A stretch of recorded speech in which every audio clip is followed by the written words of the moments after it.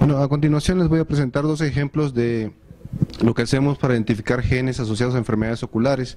Hay varios abordajes y van a ver ustedes dos ejemplos de lo que normalmente hacemos. No es necesario recordarles que la complejidad embriológica del desarrollo ocular pues hace también que haya muchísimas enfermedades genéticas que afecten este desarrollo. Un ejemplo es la córnea, que tiene un origen de tres capas de mesodermo, de crestas neurales y de ectodermo de superficie. Y esa complejidad embriológica hace que muchos genes participen ahí, por eso tenemos muchas enfermedades corneales de origen genético. Una de ellas es una enfermedad que estudiamos recientemente como un trabajo de campo en Tlaxcala. Es una población que está al pie del volcán La Malinche, una población bastante reducida, 10.000 habitantes más o menos, y muy endogámica y con mucho cierre en lo que se refiere a su cultura y también a sus procesos de matrimonio. No se casan con individuos de fuera y ha habido por eso mucha endogamia. Bueno, hace un tiempo, no hace mucho, hace algunos meses, en la televisión y en la prensa se dio a conocer que había algunos pueblos de Tlaxcala donde había una alta incidencia de ceguera. Ya se notaban que había alta consanguinidad, ya notaban que era muy parecido y bueno, no sabían exactamente qué se trataba. Nosotros hicimos este estudio de campo tratando de averiguar primero qué clase de ceguera era y si tenía un origen genético, como todo apuntaba a ello. Encontramos que es un tipo de esclerocórnea totalis.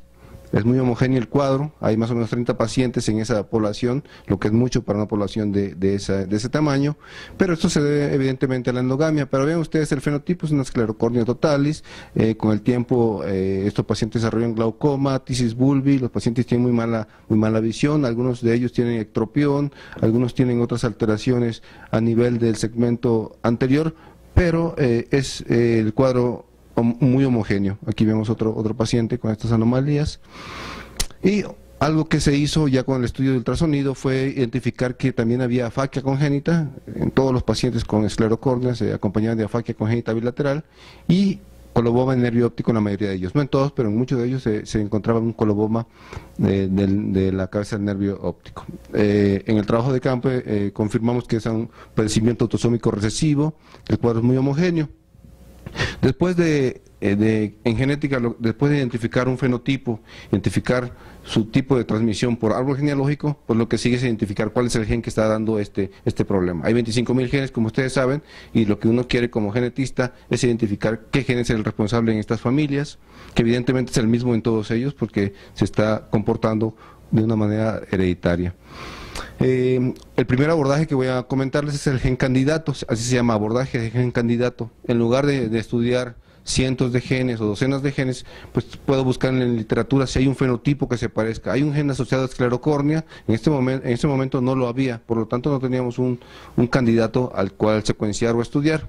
El siguiente paso es tal vez buscar algún fenotipo parecido, o tal vez buscar un fenotipo en animales, en algún modelo de ratón, en algún modelo animal, que pudiera darnos una indicación de qué gen podría tratarse.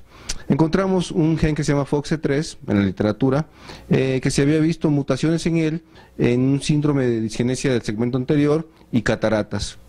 No era muy parecido, pero buscando un poco más encontramos que un paciente con la mutación de FOXC3 también tenía, además de cataratas, tenía esclerocórnea. Entonces dijimos, bueno, vamos a estudiar FOXC3 porque puede ser un gen candidato. No teníamos muchas esperanzas ni teníamos tampoco muchas posibilidades.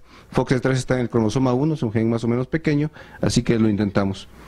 Y afortunadamente también en términos económicos, porque no tuvimos que gastar mucho en eso, con muchos estudios, pues encontramos que en estos pacientes su esclerocórnea autosómica recesiva se debe a una mutación puntual de FOXC3. Aquí está el electroferograma normal que ya les mencionaba Oscar Chacón, y en los individuos normales todos nosotros tenemos que tener en FOXC3, en este triplete específico, TAC. Los pacientes con la esclerocórnea en Tlaxcala tienen CAC. Ese cambio triplete me lleva que la tirosina en la posición 98 cambia a histidina. Y esa tirosina está muy conservada. De hecho, la proteína FOXC3 está muy conservada en muchísimas especies y el aminoácido 98 mucho más. Esta es otra manera de confirmar que esa mutación realmente tenga una repercusión fenotípica, porque uno podría decir, bueno, ¿cómo saben que ese cambio está asociado a la enfermedad? Además de hacer muchos controles, pues también vemos la conservación filogenética que debe respetarse para decir que ese aminoácido es importante y que su cambio nos origina un fenotipo como este. Este hallazgo nos ha llevado a tratar de profundizar un poquito más en la esclerocórnea autosómica recesiva de Tlaxcala. Se está haciendo un censo en la comunidad de 10.000 habitantes, pero para hacer este censo el objetivo es identificar la totalidad de enfermos.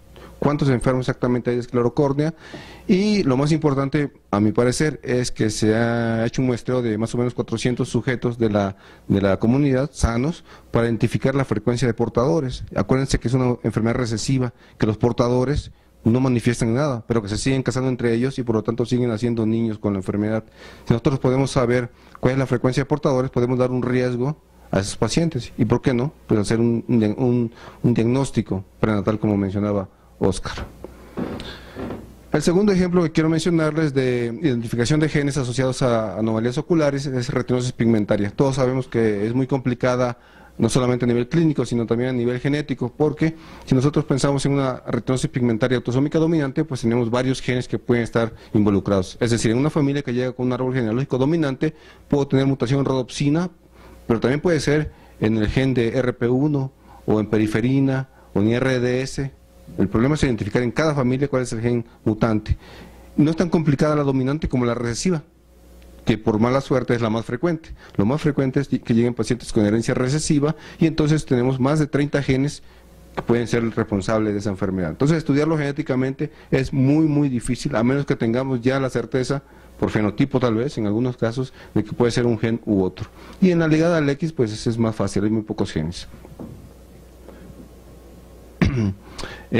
Este síndrome lo describimos hace algunos años, hace 3 años más o menos. Es un síndrome que tiene retinosis pigmentaria, tiene un ojo muy pequeño, nanoftalmos, pero no tiene malformaciones, es decir, no es microftalmos, es un nanoftalmos. Tiene fobiosquisis, tiene drusas del disco óptico, y como no estaba descrito, lo describimos como un nuevo síndrome. Es autosómico recesivo, es una familia de Teotihuacán. Pensamos que iba a ser muy raro, es un fenotipo muy homogéneo, paciente 1, 2, 3 y 4. Pensamos que era muy raro, pero no es tan raro. Nosotros en ese entonces identificamos también por gen candidato que MFRP es un gen que está en el cromosoma 11, es el responsable de este síndrome nuevo, y aquí hay una mutación que se inserta una citosina. Pero luego de España nos mandaron unas muestras para que los ayudáramos en el análisis. Vean ustedes, aquí eran 2 hermanos de cerca de Barcelona, también tenía la retinosquisis. Hay edema retinal, hay drusas del nervio óptico, hay pigmento en espículas óseas, y aquí la mutación no fue la misma. Pensamos que debe ser la misma que en mexicanos, pero fue una diferente, aunque en el mismo tracto de citocinas. Pero lo interesante es que después de estas descripciones ya hay familias de Italia, de Bélgica, de Estados Unidos, todas las hemos diagnosticado aquí porque nos han mandado las muestras y hemos hecho el estudio de MFRP. Quiere decir que el síndrome no es tan raro, y quiere decir que hay muchos más portadores de un gen mutante para este síndrome de lo que pensamos inicialmente. Entonces, si nos llega un paciente con retinosis pigmentaria, nanoftalmos, drusas y fobiosquisis, lo primero que hacemos es estudiar MFRP. Pero no siempre tenemos éxito, porque tenemos una familia reciente en la que tenemos 2 individuos afectados, 2 hermanos, papás sanos, no hay consanguinidad aparente, pero es un pueblo muy pequeño de Puebla, de 1000 habitantes, y bueno, ahí se puede sospechar de endogamia o de consanguinidad no reportada. Hay algunos cambios en lo que se refiere a lo anterior, aunque hay retinosis pigmentaria y nanoftalmos. Vean ustedes que el pigmento no es en espículas óseas, sino más bien de tipo numular, redondo, y esto ya llama la atención. Lo que sí tenemos muy evidentemente es las drusas del nervio óptico, no hay tanta atenuación vascular, y tampoco tenemos la fobiosquisis. Aquí es llamativo ver que la retina está engrosada, y es una de las pocas distrofias retinianas en la que se engrosa la retina, porque en todas tiende a ser más delgada. Bueno, entonces, ¿qué tenemos aquí? Si tenemos nanoftalmos y retinosis pigmentaria, lo lógico es estudiar MFRP, que dijimos que es el gen responsable. Lo estudiamos y fue negativo. ¿Qué me queda entonces? Bueno, lo siguiente es el siguiente abordaje que les voy a presentar, y que es el mapeo genético, o mapeo de genoma completo. Y solamente recordar, si nosotros nos imaginamos un árbol genealógico de 4 generaciones como está aquí, imaginemos que en la primera generación se origina o se presenta una mutación recesiva en esta mujer. Es mutación recesiva, por lo tanto ella no va a tener ningún fenotipo, ¿sí?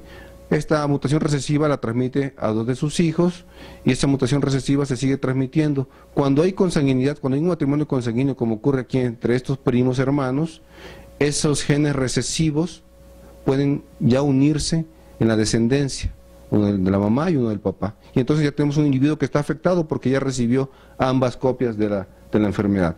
¿Sí queda claro eso? Pero si ustedes se fijan aún más, hay algo importante.